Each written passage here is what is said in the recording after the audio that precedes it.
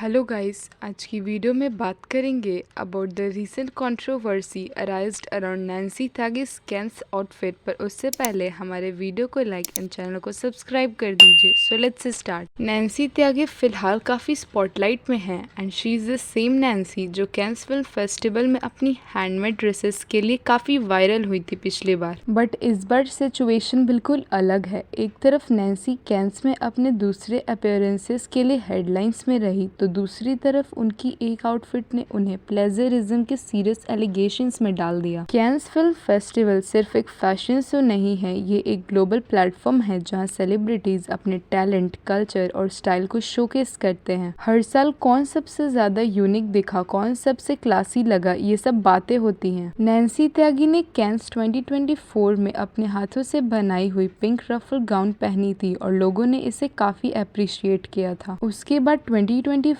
में उनका second look आया, एक glittery corset gown with a cape. Caption था, ये मेरी मम्मी का फेवरेट कलर था इसलिए मैंने इस कलर में डिजाइन किया। और यहीं से शुरू होती है कहानी, एक कैप्शन जो काफी मिसलीडिंग था। सिंगर नेहा बासिन ने एक स्टोरी डाली with the caption, this corset looks too familiar, we are just wondering. साथ में उन्होंने अपनी एक पुरानी आउटफिट की फोटो भी डाली थी जो बिल्कुल नैन्सी के आउटफिट की फोटो से मैच हो रही थी। फिर उन्होंने दूसरी स्टोरी में द सोर्स बॉम्बे ब्रांड को टैग किया, जिसका मतलब था कि ये डिजाइन ओरिजिनली उनका ही था। बाद में फैशन कमेंटेटर सूफी मोतीवाला ने भी इस पर कमेंट किया एंड कहा, it's very wrong to say the look is designed by her when it's not, be specific, you are misleading your audience. Well, ये मैंने ब्रीफ में बताया टू व्हाट ही सेड। उन्होंने इवन एक रैंडम ईमेल भी दिखाया जिसमें someone was claiming that Nancy ने वो ड्रेस कहीं और से लिया था and was not giving credit to them. जब कंट्रोवर्सी बढ़ी तो एक मीडिया सोर्स ने द सोर्स बॉम्बे के फाउंडर सुरभि गुप्ता का इंटरव्यू लिया था, जहां सुरभि ने कंफर्म किया that yes, Nancy bought this dress from our Mumbai store,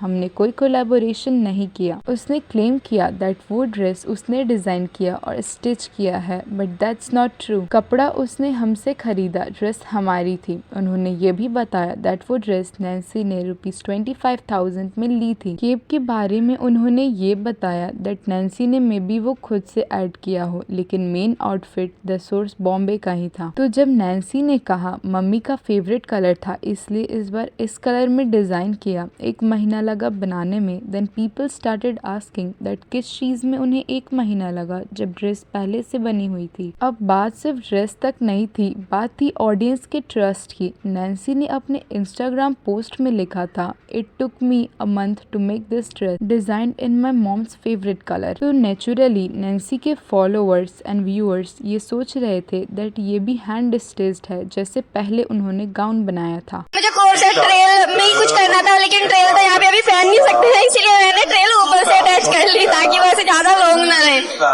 कितना वक्त लगा इसे बनाने में? से 1 महीने के करीब, 25 दिन से ऊपर थोड़ा।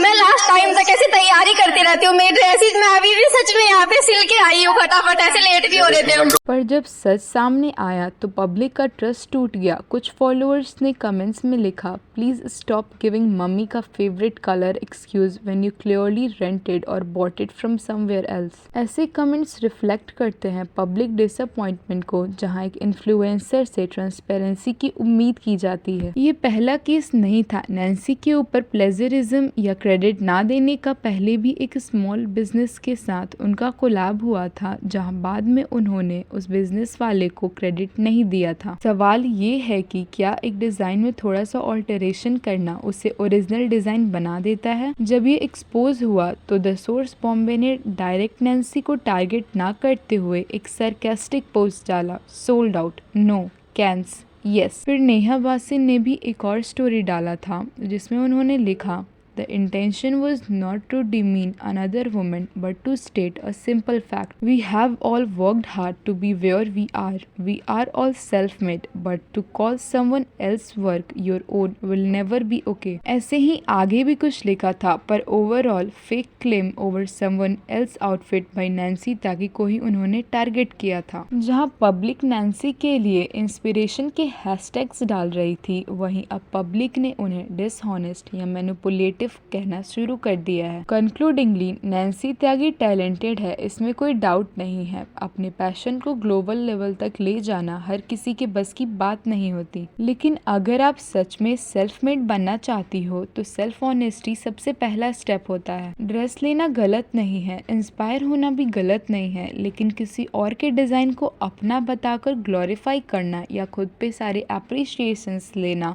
ये बहुत गलत है। दैट्स रियली रॉन्ग, स्पेशली जब छोटे डिजाइनर्स का करियर इस एक क्रेडिट पर डिपेंड करता हो। ऑडियंस को मिसलीड करना शॉर्ट टर्म में फेम दे सकता है, बट लॉन्ग टर्म में क्रेडिबिलिटी तो लेता ही है। सो डियर इन्फ्लुएंसर्स, अगर आप किसी स्मॉल बिजनेस के साथ एसोसिएट होते हैं या कोलैब करते हो, देन क्रेडिट तो देना ही चाहिए। अगर आप सेल्फ मेड हो, देन ऑनेस्टी को भी अपने जर्नी का हिस्सा बनाओ। वेल, इस बात पर आपकी क्या राय है? Don't forget to comment it down.